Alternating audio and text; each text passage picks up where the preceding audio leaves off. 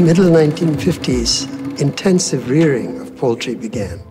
It was not uncommon for farmers to lose 40, 60, 80% of their birds to Embrex disease. Think a little bit of it like cancer for chickens. When you see 20 to 80,000 animals go down, it's heartbreaking. And there was no cure.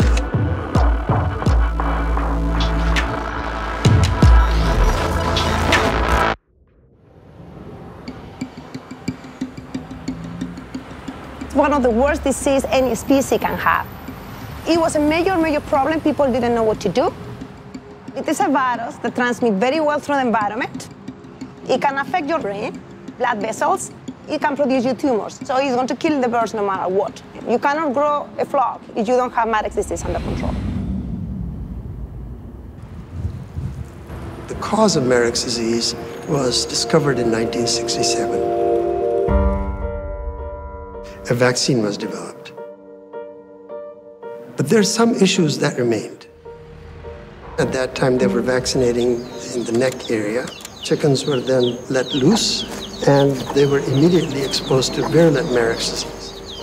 The idea occurred that could we give the vaccine time to initiate immunity before chickens hatch?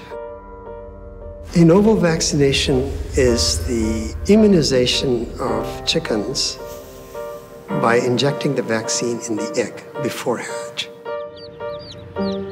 When they were exposed to Embrex disease, they were fully protected. And that was a result beyond anybody's expectations. As you would expect, there was a lot of skepticism. I did not find much acceptance. What changed that was a person came to me, knocked at my door, and he says, Dr. Sharma, I have read your paper, and I'm going to commercialize your technology. That's the start of Embrex. Embrex was based on the Sharma patent.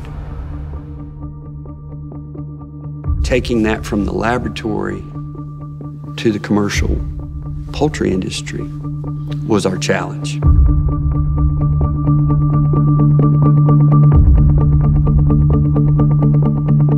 We had this huge device, big machine is what we called it, and it could run about 20,000 eggs an hour.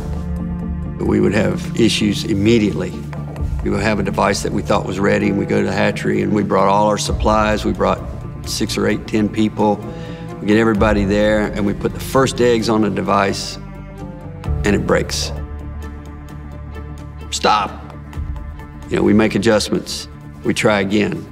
The scope was learn everything we could about the immunology and the physiology of delivery of vaccine. We made probably 4 or 5 iterations of it, simplifying it. The efficacy of the vaccination was better. There was tremendous labor savings. What it has enabled is that we can go from the hatching compartment to the farm in as little as 2 to 4 hours. In ovo vaccination technology is a proposition that seems to be attractive, but is intimidating. That's where the customer service make the difference. One of the biggest fears was hatch loss. You're gonna be punching a hole in the egg and how's it still gonna hatch?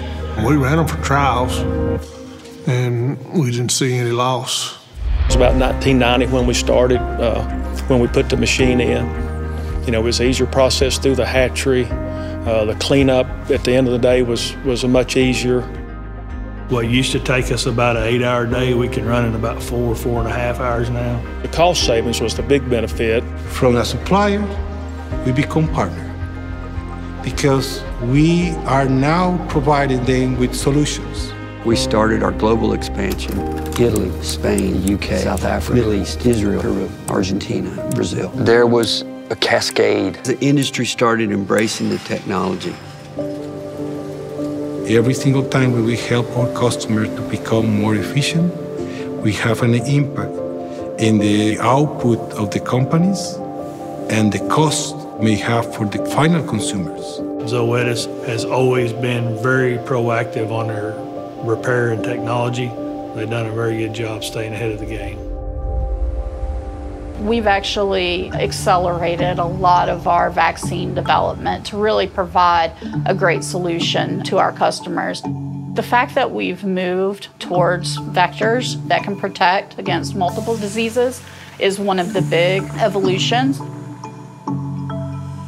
ZOETIS, and when it was Embrex, has been a great company to work with. Performed a lot of duties for us without ever failing. It's a major breakthrough, not only for poultry, it's a major breakthrough for science. To put it in perspective, every day we're injecting, on the average, over 50 million eggs, 20 billion eggs a year. We're helping supply that and making it more efficient. I think the world's a better place. We're trying to put food on the table for all Americans and even people across the seas.